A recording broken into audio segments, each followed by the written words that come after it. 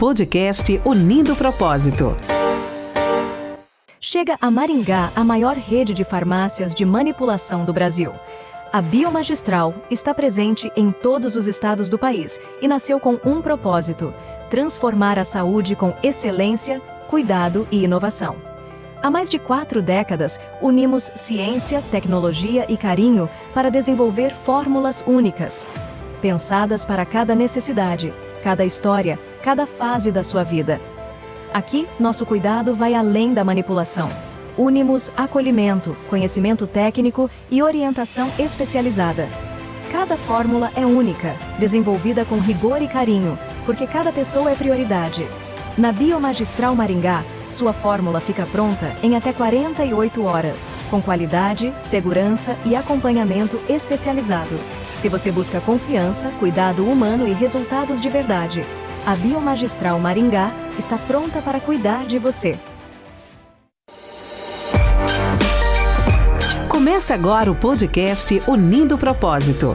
Em um mundo cheio de opiniões, existe um espaço para conversas que tocam, curam e inspiram, onde fé e razão se encontram e cada história revela um novo propósito. Apresentado por Miriam Santos e Simone Martini. Esse é Unindo Propósitos, muito além da opinião, uma conversa com propósito. Olá, estamos iniciando mais um programa Unindo Propósitos. Eu sou a Simone Martini e aqui ao meu lado está a Miriam Santos. Isso mesmo, gente. Esse programa que foi feito para você, para a gente falar com pessoas que realmente carregam um propósito grande na vida. E nós vamos hoje entrevistar 2 mulheres maravilhosas, né? Aqui, em frente a mim, aqui, ó, a gente tá com a Sara Elizabeth Castelli. Ela é americana, mas está no Brasil já faz um bom tempo, né?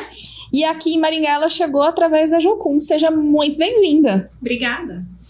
Isso mesmo, e também temos outra convidada muito especial, que é a Cláudia Bock. A Cláudia, ela atua na vida pública há cerca de 15 anos, forte atuação na área política e social, e também já desenvolveu vários projetos voltados a políticas públicas e causas sociais. Seja muito bem-vinda também, Cláudia. Muito obrigada, Simone, obrigada, Miriam. É um prazer estar aqui, conhecendo a Sara, conversamos um pouquinho nos bastidores aí, já me apaixonei pela causa dela, Então é um prazer enorme estar aqui hoje conversando com vocês. E é legal que a causa dela também vai unir com o seu propósito, né? Sim! É interessante como funciona isso, né? Quando você menos espera, Deus está unindo propósitos. É verdade. É isso mesmo. Gente, o assunto que nós vamos começar a falar hoje aqui é muito impactante, é muito importante. Então você não perca nenhum momento desse programa, tá? Porque o que trouxe a gente esse tema, né? A Sara, ela tem uma história de vida e um propósito muito lindo.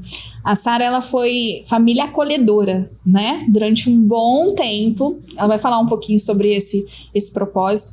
E isso se une muito à política, né? Ao movimento do poder público, né? Porque se não fosse por ações, projetos como esse, por exemplo, não tinha passado pela sua casa tantas crianças, né? Conta um pouquinho pra gente sobre você e essa história, como que foi. Bom, na verdade, continuamos, eu e meu marido, no serviço de família acolhedora. A gente não encerrou. Aliás, eu estava lá ontem, eu e ele, a gente estava lá conversando com eles ontem.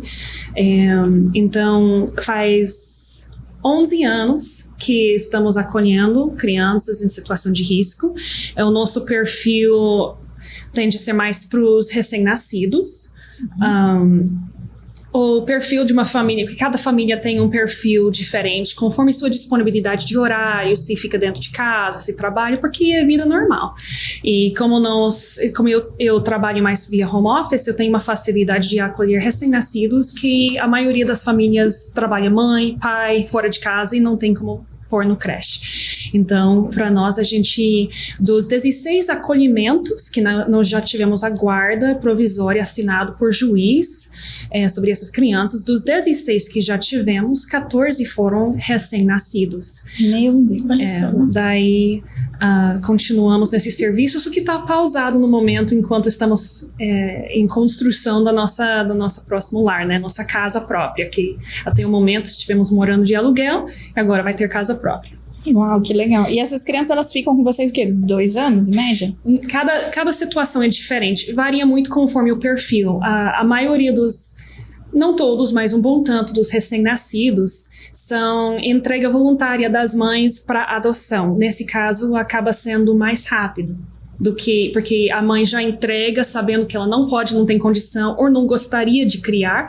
Não tem problema no Brasil, não é contra a lei você não criar seu filho, é contra a lei você fazer de qualquer jeito, entregar para o outro, vender, abusar, negligenciar. Então, quando essas mães entregam voluntariamente, falam, eu não tenho condição, não quero, daí eles entregam para adoção, assinam o documento e vai tudo bem, assim, fluir bem fácil. No caso, agora em Maringá, geralmente é 40 dias para esse bebê recém-nascido estar dentro da família adotiva. Para que essa criança ou bebê, que seja, não vá para abrigo, que é acolhimento institucional, tem acolhimento familiar, que se entende em todos os países mais desenvolvidos. É super claro, super entendido que uma família substituta é sempre o mais ideal para essas crianças que não podem ou não devem ficar dentro das suas famílias de origem. Do que um abrigo, né? No caso, em vez de ir para um abrigo... Abrigo, obviamente, é melhor do que uma situação de risco, com família biológica, família natural, ou numa situação de rua, ou alguma outra vulnerabilidade. Então, sempre abrigo melhor que nada. Mas, no caso, uma família substituta é sempre o mais ideal. Ô, Cláudia, e você com a sua experiência já, né, de anos aí na área do poder público, atuação pública, né? Quando você se deparou aqui com a Sara aqui nos bastidores, que vocês se conectaram na hora, né? É verdade. Tocou meu coração numa ferida, assim, que por um bom tempo eu não queria falar sobre esse assunto, porque me doía demais, que foi a questão das crianças no abrigo, onde eu fiquei 10 dias. E, Sara, por incrível que pareça, eu ia me formar capelã.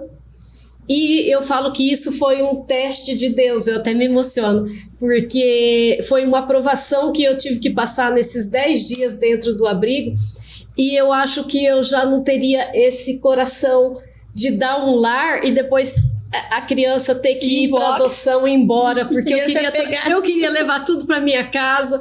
E eu queria cuidar para a vida, assim, porque eu falo assim, a única coisa que a gente tem nessa vida é amor e é de graça, né? Então...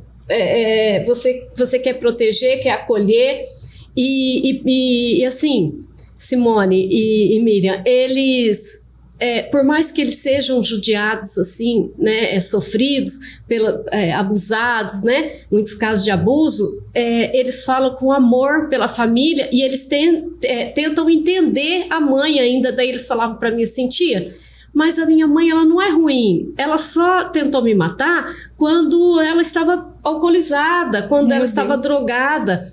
E às vezes eles pediam o celular para procurar o pai, a mãe no Facebook, assim, e eles falavam assim, olha como meu pai é bonito, olha como a minha mãe é linda, né? Então, aí outro falava assim, o problema não é a minha mãe, é o meu pai, né? É o namorado da minha mãe. Daí tá, mas e onde tá agora a sua mãe? Você tá aqui, você esfaqueou o seu padrasto porque ele agrediu a sua mãe, e a sua mãe tá onde? A minha mãe continua com ele. Então, assim, mexe com o teu psicológico, e você sente uma sensação de potência, sabe? De não... fala, meu Deus, né? Como pode, né? A gente que é mãe, eu sou avó, eu fico desesperada. Imagina, né, o que não passa na cabeça deles, porque é exatamente isso. Eles querem amor. E eles, imagina o tentar compreender o que tá acontecendo e você não conseguir compreender por que aquela família tá fazendo isso, por que aquela mãe tá fazendo isso, por que aquele pai tá fazendo isso. Então deve ser uma dor muito grande que eles passam, e é por isso essa importância, né, de ter essas famílias acolhedoras, para justamente tentar explicar, tentar dar pelo menos o mínimo ali de assistência que eles precisam até para passar por esse momento doloroso, né? Sim, e depois tem o psicológico do próprio abrigo, né? Porque tem criança ali que já fazem 6 anos que tá no abrigo e não consegue uma adoção. Aí tem uma criança que entra ali com 8 meses, 5 meses e já vai para adoção, e eles não entendem, mas por que eu sou tão ruim assim que ninguém quer me adotar? né? Então tem todo esse processo psicológico. E quando chega uma criança nova, eles agridem. Daí eu fiquei observando por que eles agridem. Porque eles falam, vai embora daqui, some daqui, a gente não quer você aqui. Vai competir. Mas não, é porque eles não querem que a criança sofra o que eles estão sofrendo ali, aquela falta do pai. Eles se agridem entre eles, né? Eu tô falando coisas que eu posso provar, que eu gravei, que eu tenho gravado, que eu presenciei. Então a agressão ali entre eles é muito grande, sabe? E eles sofrem. Então, tudo isso que aconteceu nesse abrigo foi um pedido de socorro, né? Tipo, olhem para nós aqui porque nós estamos sofrendo. Muito impactante. Não tem como não ficar com um nó na garganta, né? Quando a gente escuta tudo isso. E Sara, você recebeu crianças na sua casa, a maioria bebês, né? Mas até quantos anos, assim, mais ou menos, teve? A gente já acolheu de 3 anos e meio, de 1 ano, e o restante foi bebezinho, recém-nascido ou até poucos meses de idade.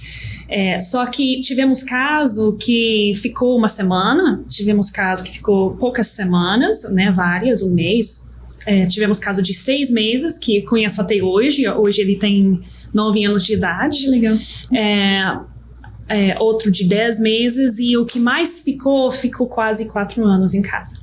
Chegou com 3 dias e foi para adoção com quase 4 anos de vida.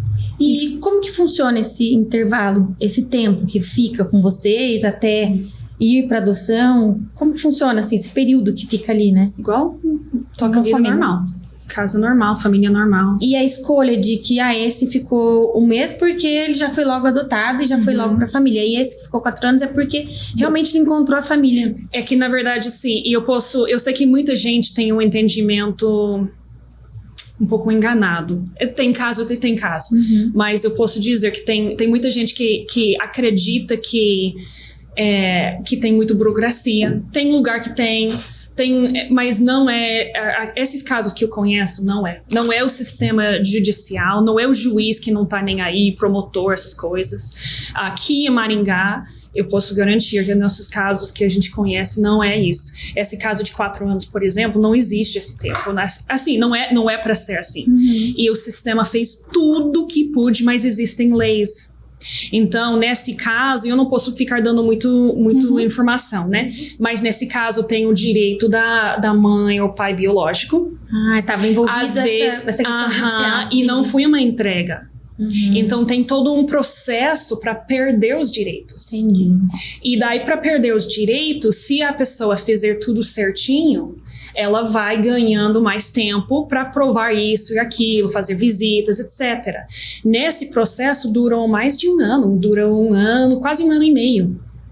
Só que quando chegou num ponto que o sistema conseguiu verificar porque essa criança também não era a única criança da família, tinha outros irmãos, estavam em vários. Daí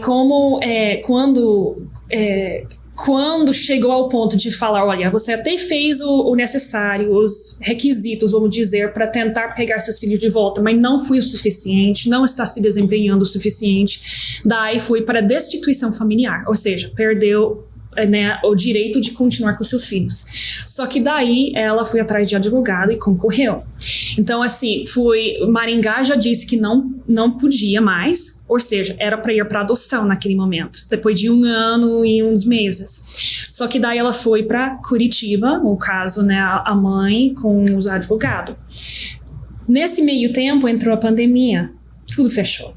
Tudo fechou. Então, até chegar em Curitiba e Curitiba conseguir ver o caso de 2ª instância e falar, não, realmente Maringá está correto, não sei como eles fazem, mas concordamos com a decisão lá em Maringá. Não, você não tem o que seria necessário para você conseguir cuidar de todas essas crianças. Negado.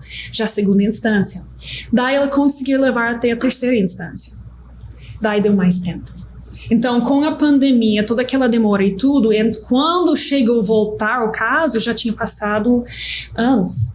Daí, quando voltou, não tinha uma família assim, num país que estava querendo, então levou mais tempo para encontrar uma família que aceitava um número grande de irmãos, porque não é uma coisa que você pode achar com facilidade. Muitas vezes no Brasil é difícil você achar uma família que adota vários irmãos ao mesmo tempo, ou poucos irmãos às vezes, mas com uma idade maior, né?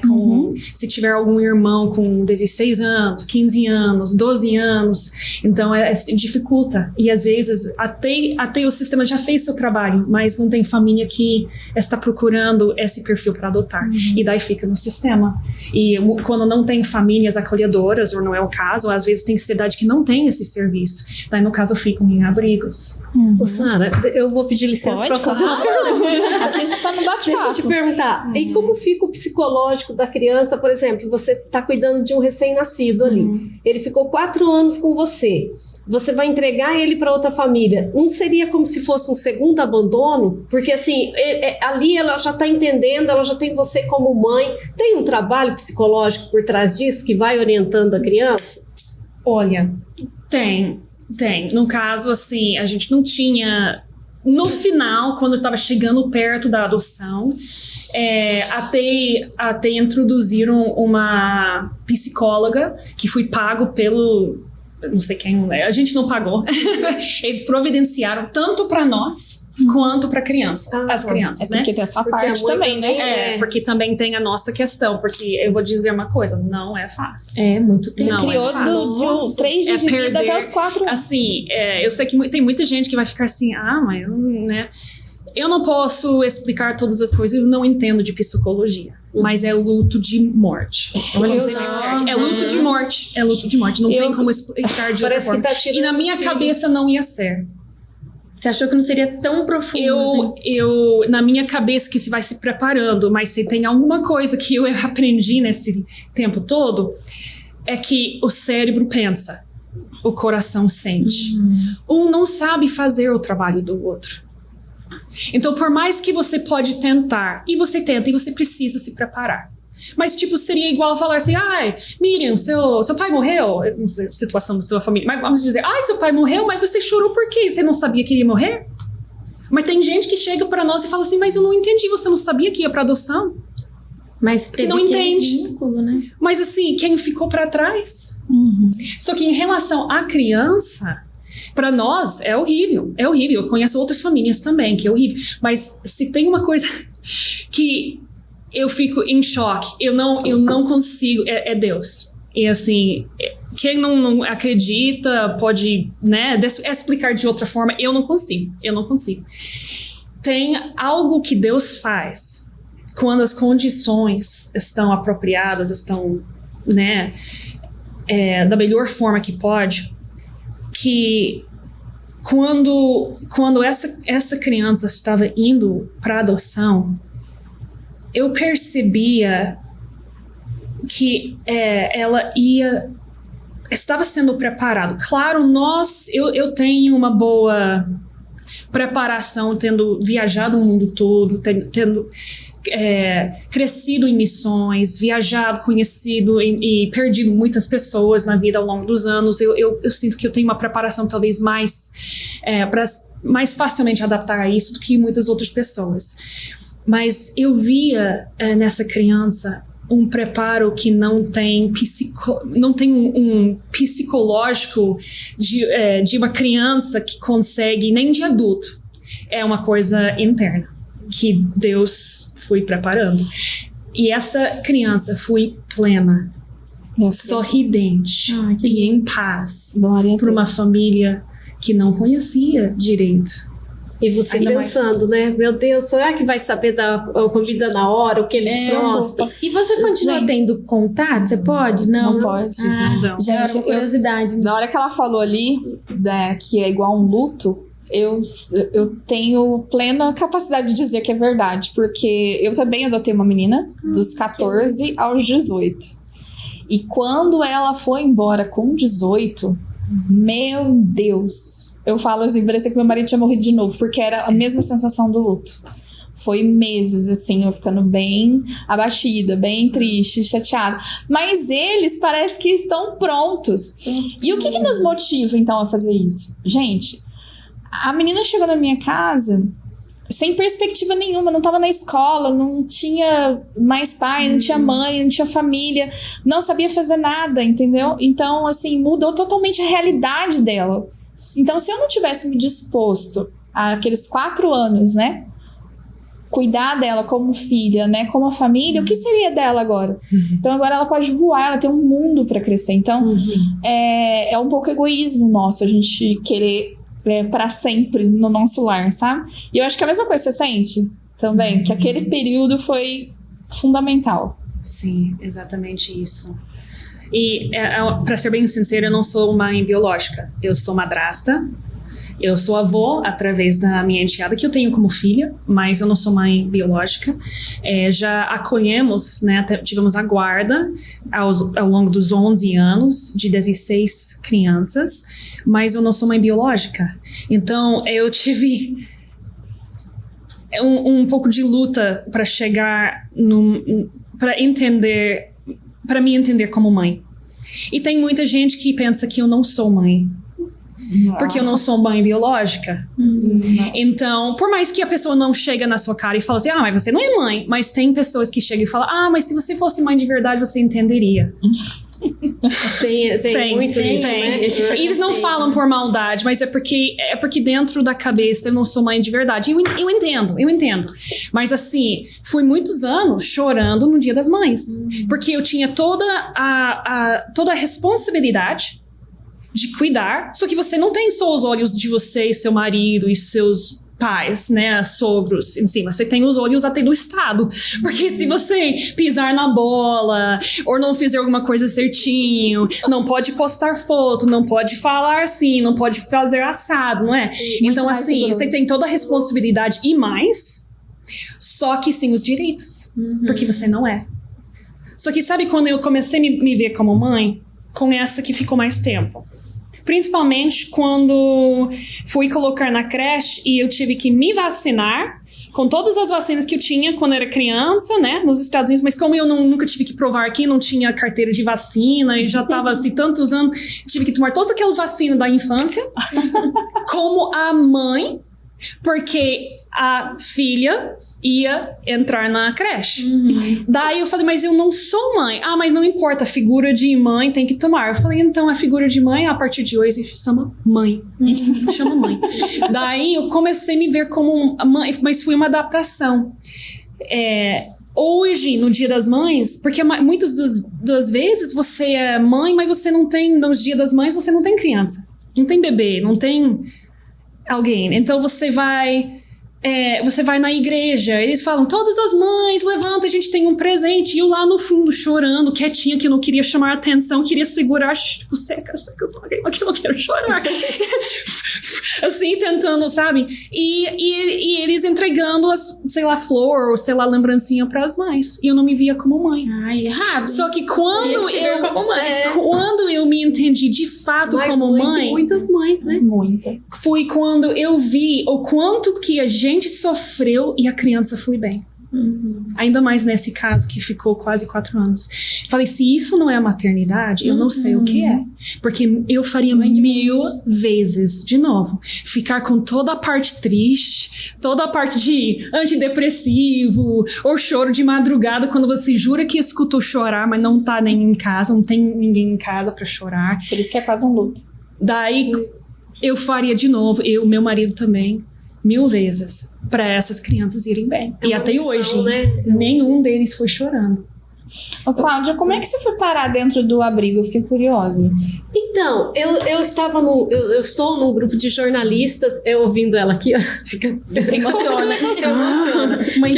Eu vou só continuar no gancho dela aqui, vou falar uma parte assim, que eu quase morri do coração, foi que de manhã não tinha são todos voluntários ali, e eu me propus a ir com a Maitê para levar para a escola, eles são 4 irmãos também, que foram para o Pará. E aí ela teve uma crise de um ataque de nervosismo lá, e não dormiu à noite. E aí eu passei a noite inteira acordada cuidando dela. De manhã ela foi, não quis comer e nós fomos levar ela para a escola. Ela não quis ficar na escola, daí não é obrigada a deixar também. Aí voltamos, daí eu falei pro motorista assim, gente, essa criança precisa comer, vamos parar aqui nessa panificadora? Ele falou, Cláudia, e eles tentam fugir, assim, se eles não estão se sentindo bem, ele falou assim, nós vamos ter que atravessar aqui a avenida e é perigo ela querer correr e ser atropelada, acontecer alguma coisa. Virando ali tem uma panificadora, vamos parar lá pra gente comer, né? Eu falei, tá bom então. A hora que essa menina entrou, tava de mãozinha dada comigo, ela falou assim, mãe, a mãe dela trabalhava, eu não quis saber mais, porque todos os dias eu penso nessas crianças, eu sofro, né? Aí ela abraçou nas pernas da mãe assim, e eu abracei eles e comecei a chorar e falei, não acredito que você é a mãe deles. Daí ela falou, eu sou, só que eu não sabia onde que meus filhos estavam. Nossa, que coincidência, né? Então, e aí eu comecei a chorar, falei, você não tem noção como os seus filhos estão sofrendo, porque ela estava amamentando um que foi tirado dela, né? Então tinha um pequenininho de 8 meses, um de 4 anos, a Maitê de 6 e o Nicolas de 7 para 8 anos ali, né?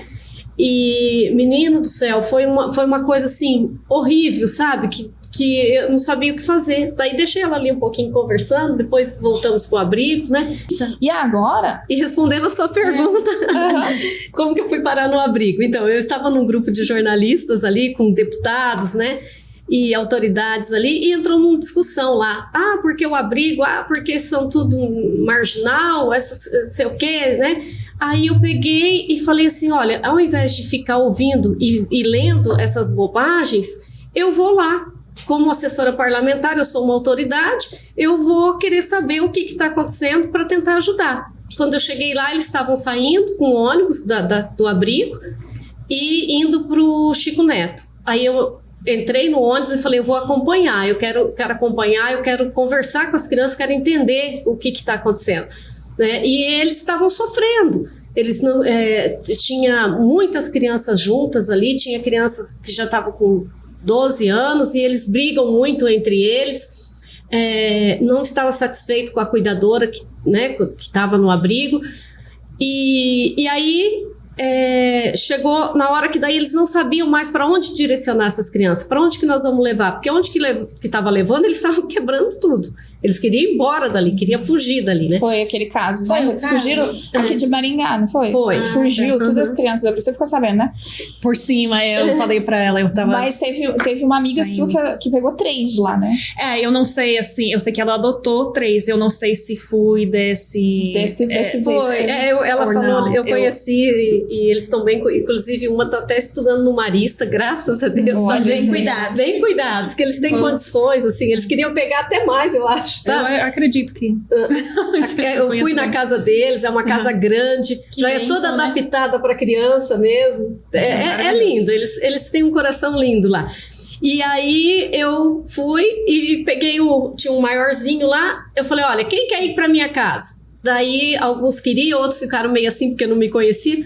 Daí esse menino veio e falou assim para mim, tia, eu vou com você, mas você não tem medo de me levar? Nossa. Porque você viu que eu quebro tudo, né? Eu falei, não tenho medo, porque na minha casa vai ter amor, vai ter cama quentinha pra você.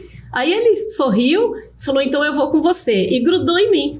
Aí chegou em casa, tinha os quadros da catedral no quarto que era do meu filho, né, que ele ia dormir lá. Daí ele olhou pra mim e falou assim pra mim assim, ô tia, eu não quero dormir nesse quarto porque tem a catedral. Eu falei, mas por que você não... Ele falou, eu odeio a catedral. Eu falei, mas por que você odeia a catedral? Ele falou, porque foi ali que me tiraram da minha mãe. Porque a mãe estava alcoolizada, perdeu ele, pegaram ele, acharam ele e levaram pro abrigo, né? Daí eu falei, então vai tomar banho. Daí foi tomar banho, aí o meu marido correu lá, trocou todos os quadros, colocou de luta, de Muay Thai, não sei o quê. A hora que ele entrou no quarto para pôr a roupa, ele olhou assim, abriu um sorrisão, sabe? Tipo, né? Não falou nada. E aí eu falei, você tá com fome? Tô com fome. Daí eu fiz uma comidinha lá para ele comeu, daí ele queria assistir um desenho, que eu não me recordo o nome, mas fala justamente de crianças no abrigo também, não lembro agora qual que era. Daí ele ficou assistindo, daí ele falou, tia, agora eu quero dormir. Falei, tá bom, então. Aí eu falei, eu vou deitar do seu lado. Daí deitei com ele na cama. Daí ele falou, tia, mas você não vai dormir com seu namorado? Falei, não é meu namorado, é o meu marido. Falei pra ele assim, a tia vai ficar aqui até você pegar no sono, porque hoje a prioridade da tia aqui, a minha prioridade, a do meu marido, é você. É você que a gente vai cuidar, vai proteger. Aí no outro dia de manhã ele acordou, a gente fez pipoca. Aí quando deu 11 horas o conselho ligou, olha, tem que trazer o fulano de volta. Ai, daí eu já comecei, falei, eu não queria devolver. E ele também se apegou, sabe? E daí quando ele voltou, daí ele quebrou o abrigo todo de novo, querendo a tia. Daí aí a Maitê se apegou, daí quando eu cheguei na cozinha, não conhecia ela. Ela é linda, depois eu vou mostrar a foto, eles são lindos, né? Aí ela pegou e olhou e falou assim, mãe, você veio me buscar? Daí eu falei pra ela assim, não, eu não sou sua mãe.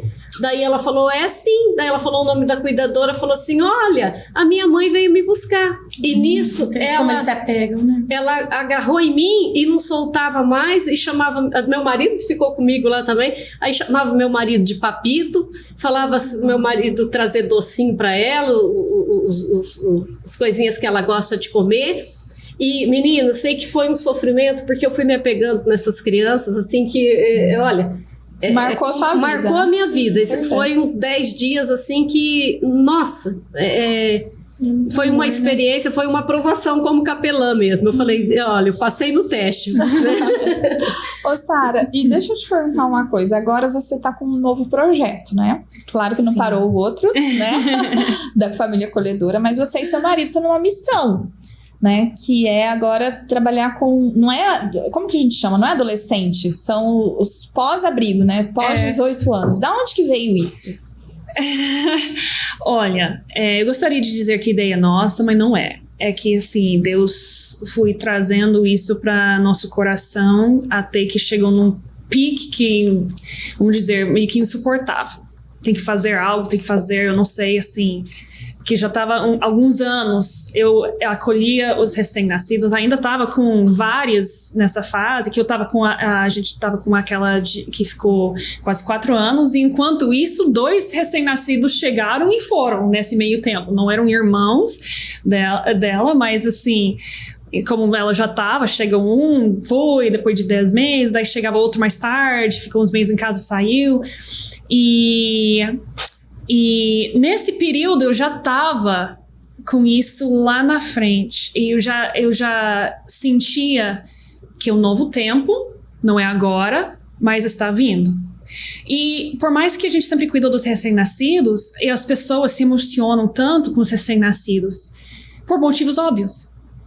Mas eu me via não chorando pelos recém-nascidos. Eu me via chorando ao falar dos que têm 18 anos e não tem para onde ir. Daí isso não é, vamos dizer, normal. Assim, o mais comum. Naturalmente, a gente não fica se preocupando tanto com os de 18 anos. Então eu falei, não, eu já conheço Deus um tempo para saber que geralmente quando vem uma coisa assim que foge do normal, do mais comum, é porque tem algo aí, tem um propósito, entendeu? Então eu fiquei ali só guardando isso, porque eu não queria também pular fora do tempo.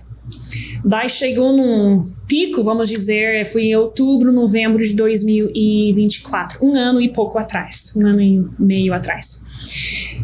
E eu comecei a buscar Deus, eu falei, Deus, tô sentindo assim, como se tivesse que pular fora da minha pele essa necessidade.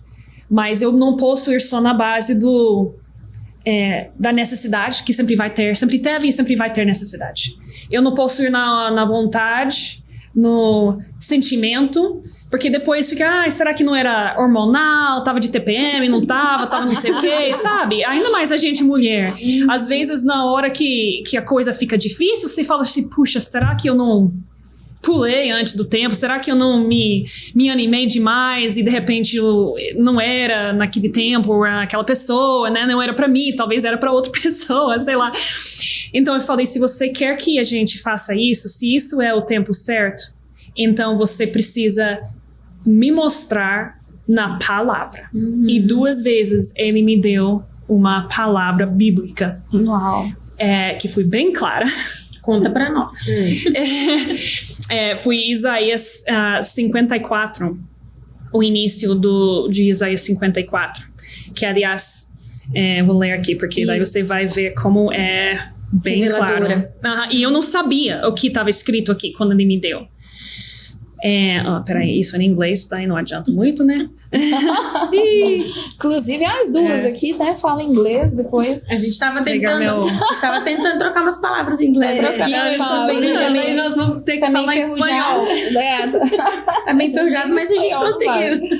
É isso mesmo. Mas quando ela me contou desse projeto, né, que ela vai falar aí onde foi a palavra, eu fiquei fantástica, assim, apaixonada. É porque a criança, né, só pra quem tá nos acompanhando, até os 18 ela fica no abrigo, mas depois dos 18 ela precisa encontrar um rumo, digamos assim, né? Então é por isso que é tão importante esse projeto. O Estado fica responsável até os 18.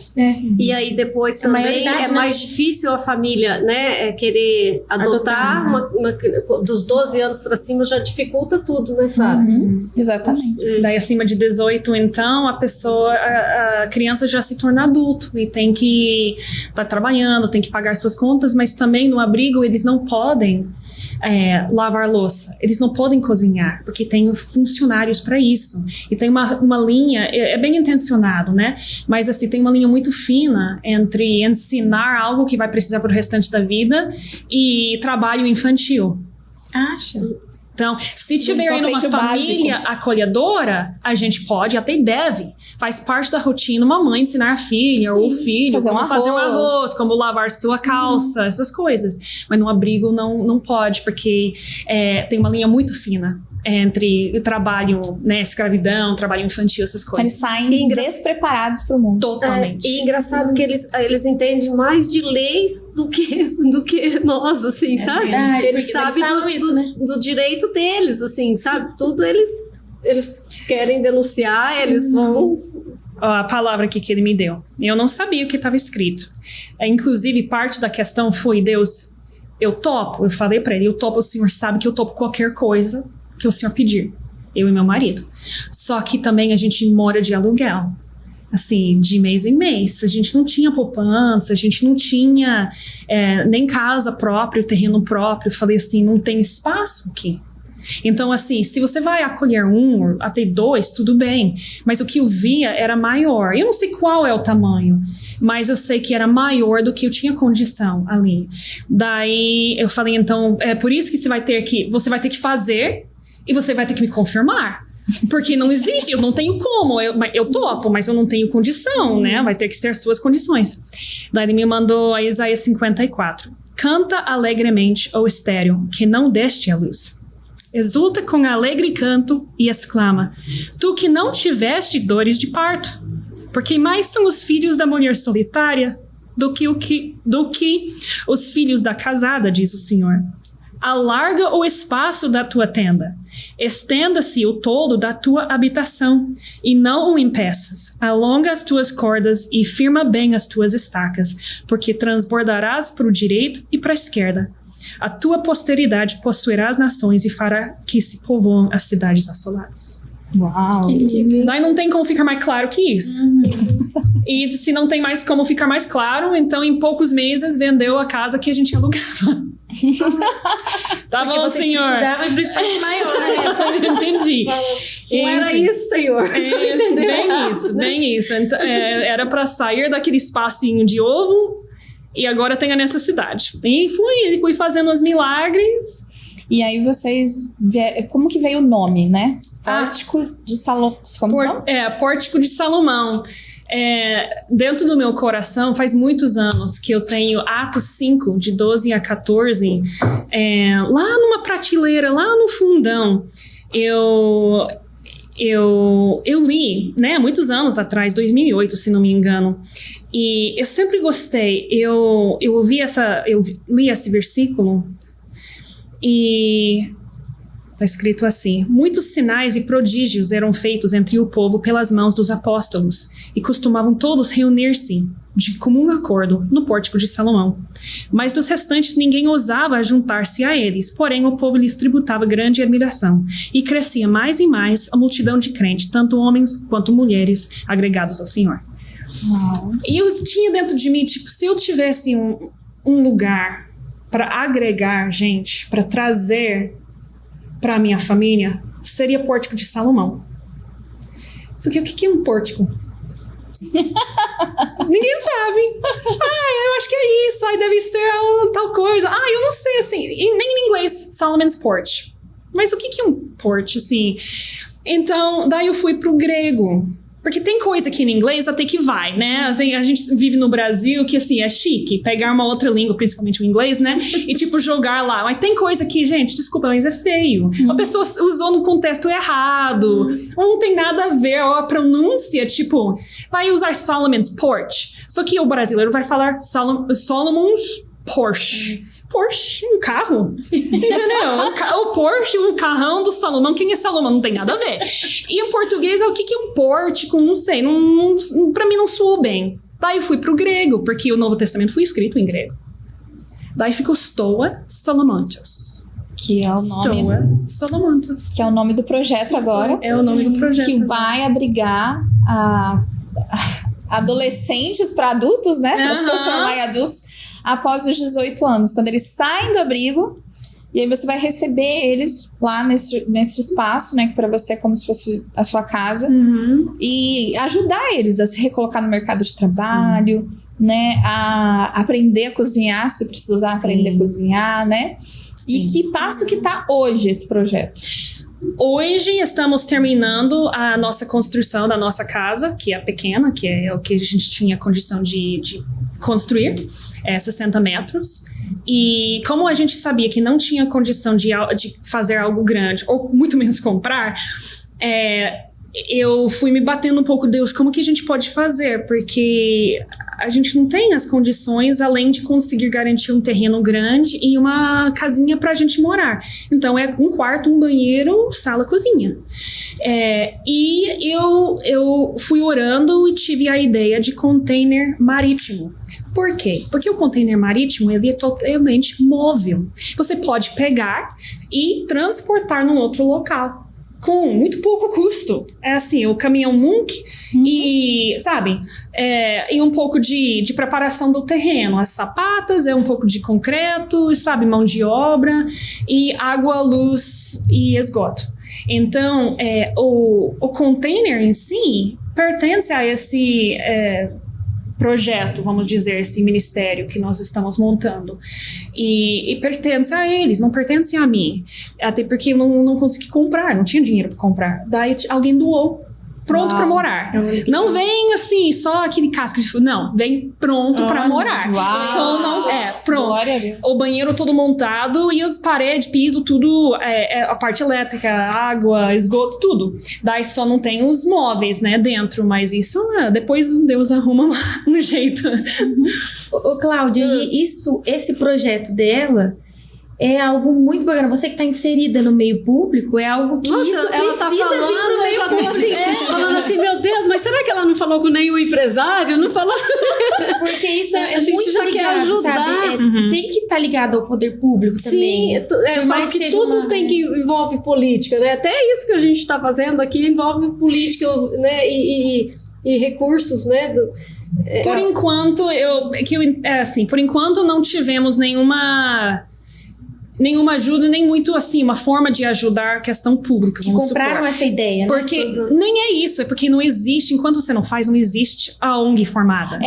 Ela tá na parte agora de documentação. Sim, de montar. Deus deu a palavra e foi tudo acontecendo. Ela falou que sim, que as doações todas vieram de fora, Pessoa né? física. Pessoa física de fora do país, americano. Brasileiro em outros países. Você usa o nome, é uma ONG? Ela tá falando. Não é nada.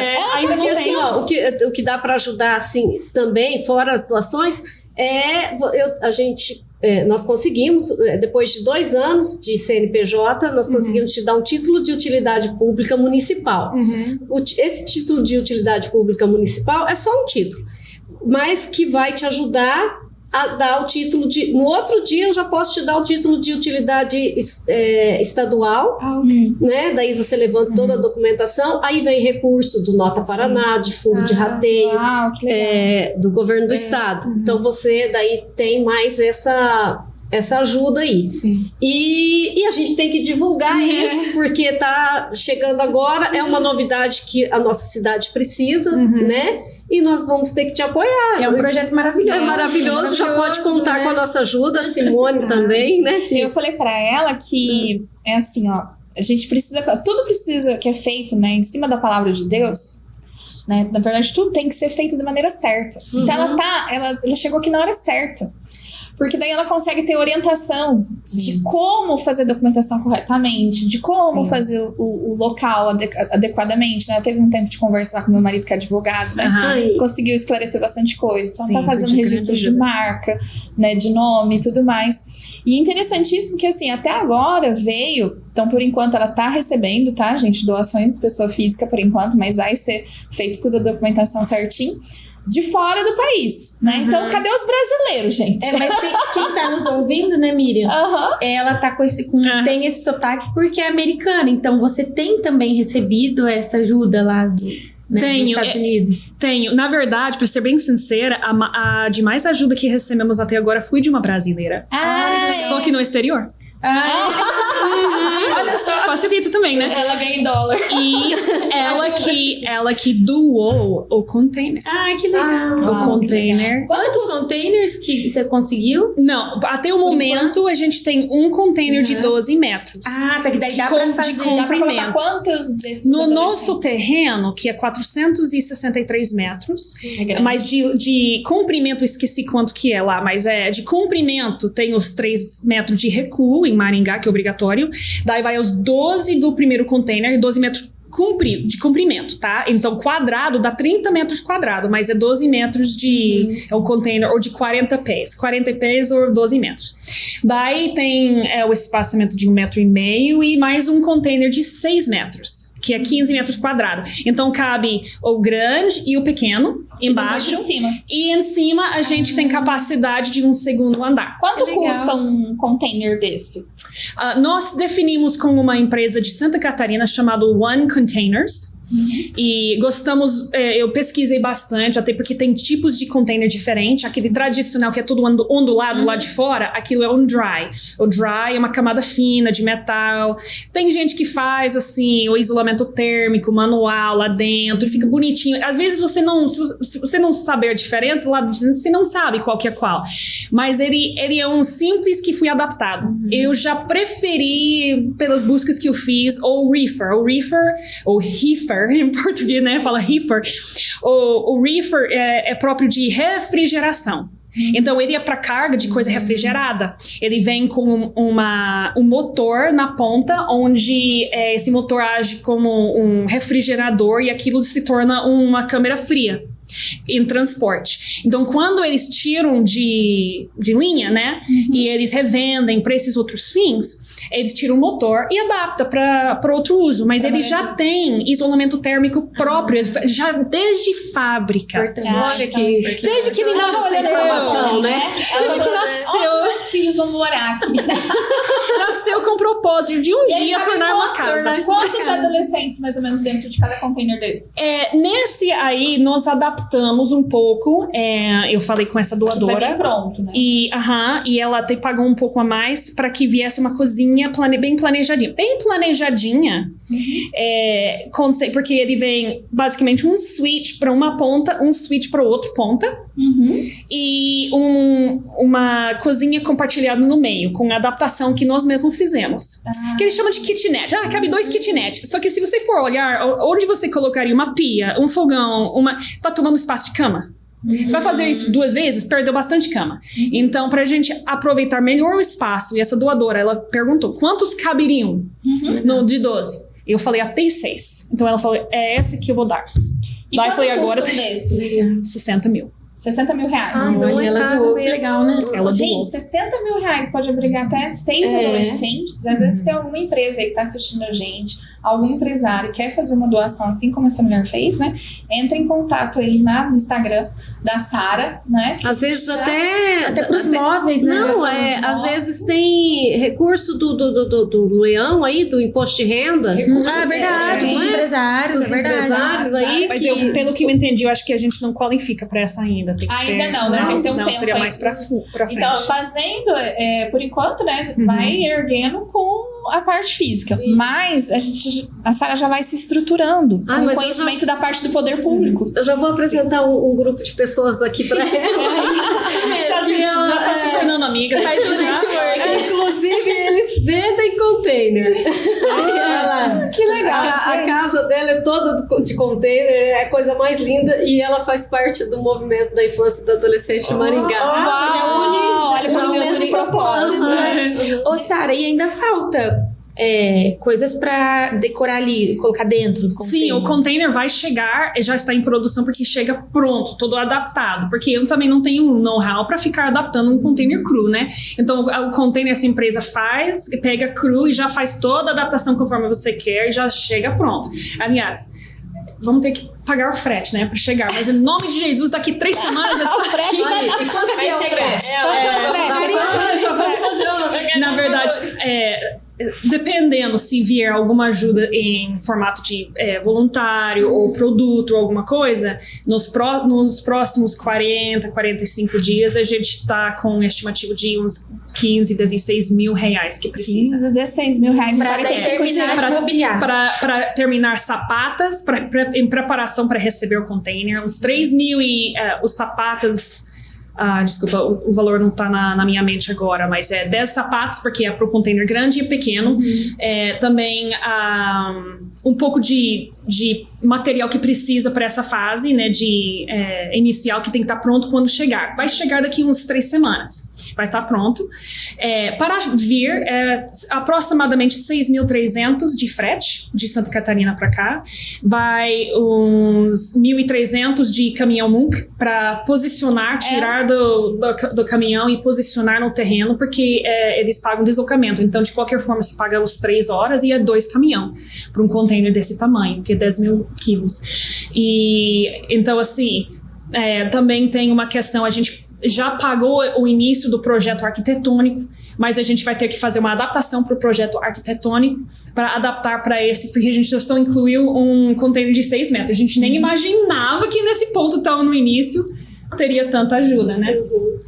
Então, né? Você vê, vai se unindo e vai ajudar. Vai. E já temos pessoas que estão também se prontificando para ajudar. Conhecemos uma que veio essa semana, que a gente não conhecia, que já se prontificou também para estar ajudando e até oferecendo emprego, para estar empregando esses jovens e também treinando. Não, é uma corrente, precisa de uma corrente. Profissionalizante. Sim, Porque você pode dar um trabalho no mercado, já ajuda, já é grande coisa, né? Mas assim, enfiando coisa no sacola, isso qualquer um faz, mas não tem muito para onde crescer.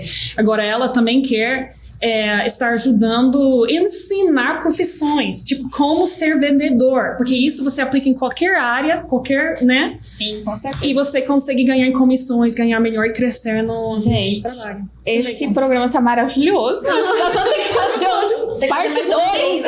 Dá vontade de ficar aqui a tarde toda ouvindo a Sara. É verdade. E na verdade são de reuniões assim, né? Que o mundo precisa, né? De mulheres se encontrando pra cumprir um propósito, um chamado, né? E Então, ajudar o próximo. Sara, foi um prazer te receber aqui, né? Essa missionária que Obrigada. realmente vive a missão, né?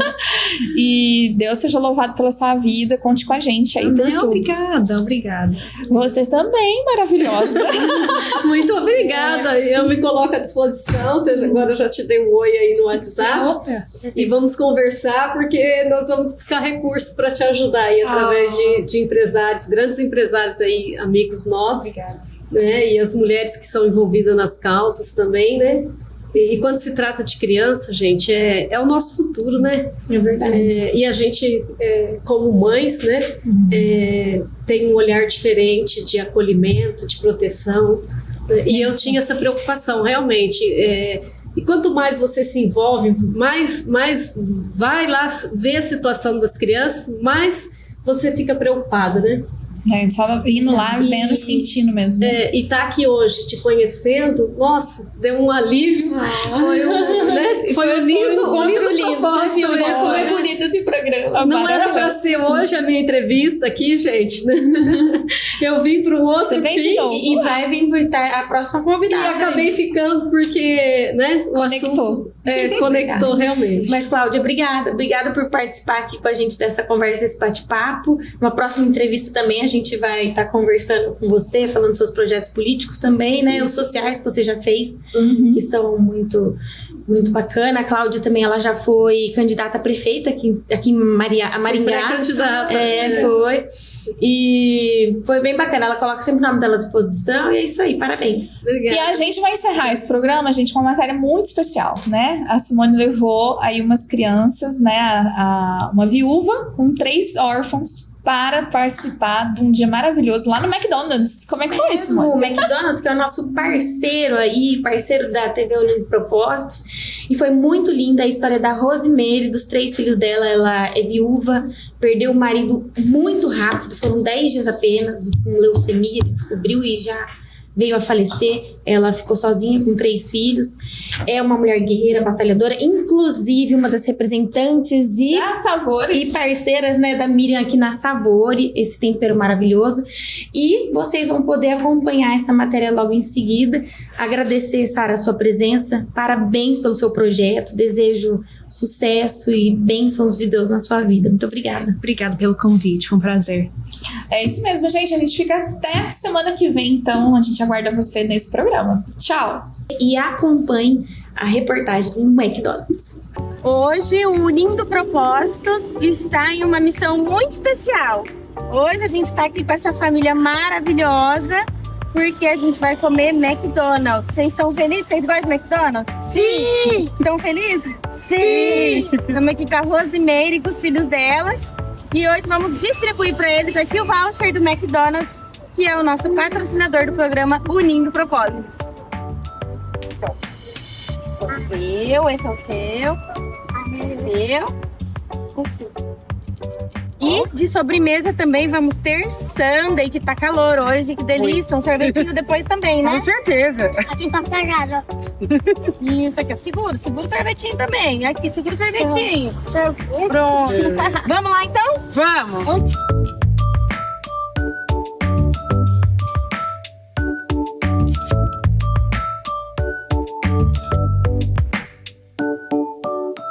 Hoje eu tô aqui com a Rosemary, a Rose, e ela vai contar um pouquinho sobre a história dela pra gente. Rose, conta pra nós um pouco da sua história e também como é estar aqui no McDonald's hoje.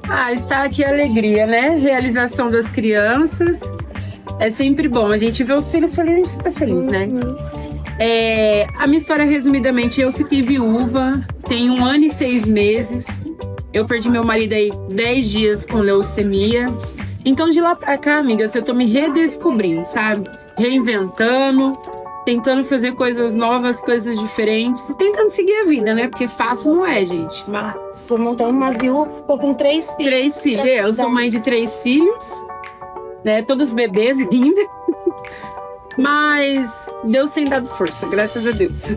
Bom, então hoje a gente vai trazer esse momento aqui em família com eles, comer um McDonald's e curtir junto, né? Verdade. Bom.